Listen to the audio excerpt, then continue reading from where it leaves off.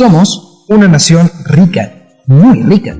Colombia cuenta con una ubicación geográfica que le ayudó desde días precolombinos a enriquecerse cultural y comercialmente. Descendemos de indígenas organizados, con costumbres, economía y dogmas establecidos. Nuestros antecedentes precolombinos se dividían en civilizaciones sedentarias, con un sistema similar al del antiguo Egipto, un patriarcal líder y un régimen esclavista por parte de las grandes civilizaciones contra las pequeñas tribus aledañas, y los nómadas, que se desplazaban por Orinoquía y Amazonas. En total, las tribus aglomeraban el territorio con más de 75 millones de almas.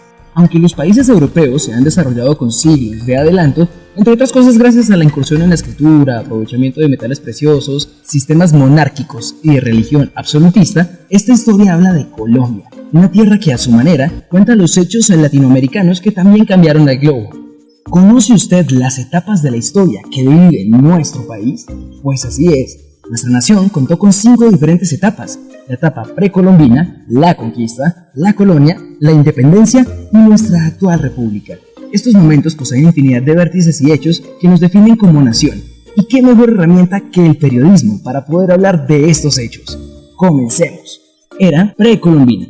Estamos en el año de 1492. Los nativos se dedican a la agricultura y al intercambio. Pero miren, ¿qué es eso que se acerca? Con la llegada de los conquistadores europeos, comenzó el choque de cultura y raza que acabó con cerca de 70 millones de vidas entre el siglo XIV y XVIII. Durante este tiempo, ya había recursos al alcance de los conquistadores y de las tribus para difundir información entre ellos, así como manejar la comunicación entre las colonias nacientes y la corona española. En territorio americano ya pueden verse las primeras estrategias de colonización, y los conquistadores enviados desde países europeos han comenzado ya sus labores de extracción de riquezas y abusos. Conocemos la importancia de la información y llegan los primeros códices informativos, la conquista.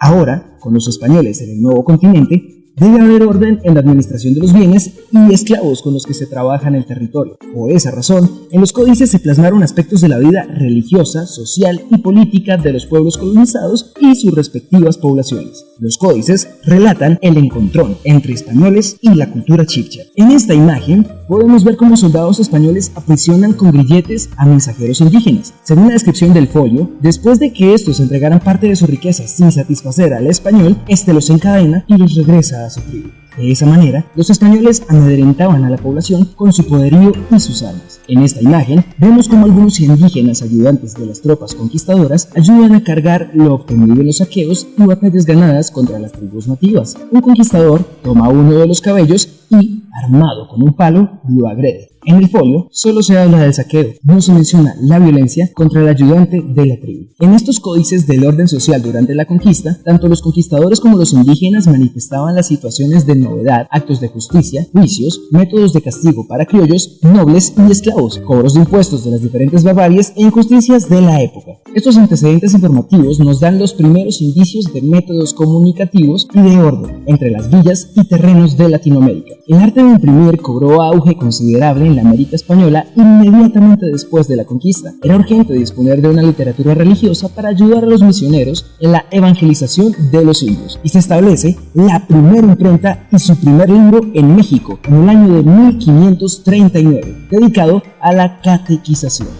La independencia. Los sentimientos de inconformidad cada vez más fuertes en el pueblo de la Nueva Granada fueron la oportunidad para que, comenzado el siglo XVIII, criollos ilustres y otros próceres de gran importancia comenzasen una revolución de ideas en contra del gobierno de turno y la corona española. Los jesuitas introdujeron en 1737 la primera imprenta del Nuevo Reino en Santa Fe de Bogotá, mas esta contribución resultó más benéfica para la colonia, cuyas imprentas estaban bajo el peso de las leyes limitantes de la corona, pero en búsqueda de la emancipación. Aunque de las imprentas del virreinato ya salían ediciones periodísticas de la Gaceta de Santa Fe, con sermones y reglamentos, o las victorias del ejército español, los neogranadinos empezaban a familiarizarse con otras lecturas y formas de expresión, como tertulias literarias, especialmente en Santa Fe de Bogotá. Antonio Nariño notó lo rápido que circulaba el papel impreso en la plaza y aprovechó esto para su idea de transmitir información a favor de la libertad, publicando La Bagatela, el primer periódico de la Nueva Granada, Antonio Nariño logra comunicar entre los movimientos comuneros un manifiesto escrito traído desde Francia, la Declaración de los Derechos del Hombre y el Ciudadano, entre otros escritos de liberación que despertarían los deseos de igualdad entre los manifestantes y el gobierno español al mando de Antonio Amari Borbón en Bogotá en 1794. Desafortunadamente, por declaraciones intelectuales y de liberación como esta, la expedición botánica de José Celestino Mutis, el memorial de agravios de Camilo Torres Tendrio, Nariño y muchos otros próceres fueron despojados de sus bienes, encarcelados, ejecutados y hasta usados como muestra de escarmiento en las poblaciones granadinas. Sin embargo, con sus ejecuciones también se despertó el nacionalismo necesario para la posterior liberación en 1819. El grito de independencia. No, ese no. Estamos en la Plaza de Santa Fe de Bogotá. Es el día 20 de julio de 1810 y está a punto de llegar a oídos de todos un grito que animará a las multitudes en pro de su declaración de independencia. Y es así, con una pretenciosa estrategia de José María Carbonell, Camilo Torres Tandrio, José Acevedo Gómez, Francisco José de Caldas y Luis Rubio, provocan al noble José González Llorente en la plaza con la excusa de un florero para rebelarse con la ayuda de las masas y lograr un cabildo abierto en el que puedan defender sus intereses y su deseo de igualdad con una filosofía muy clara. Con un rey ausente, el poder vuelve al pueblo. A las 6 p.m. del mismo día, después de lograr la reyerta con éxito y llevar la disputa a puertas del virrey, se lleva a cabo el cabildo abierto. Se proclama una junta suprema y se firma un acta la madrugada del 21 de julio. Las tropas que antes seguían al rey le jurarían lealtad a la junta y sería el comienzo de la independencia. En efecto, lo fue. Las liberaciones de las primeras repúblicas en Latinoamérica ya eran un hecho, pero en la Nueva Granada, en lugar de una república unificada, se formó la denominada Patria Boba, que se caracterizó por la inestabilidad política y varias guerras regionales y civiles durante los 5 años siguientes. Cada provincia reclama sus autoridades, cada aldea tiene su junta independiente y el federalismo se convierte en la soberbia doctrina de la impotencia. Tal vez dar papaya fue el peor error, puesto que los españoles, que logran reconquistar en batalla y regresar a Santa Fe de Bogotá, no dan la oportunidad de que estos se liberen por completo.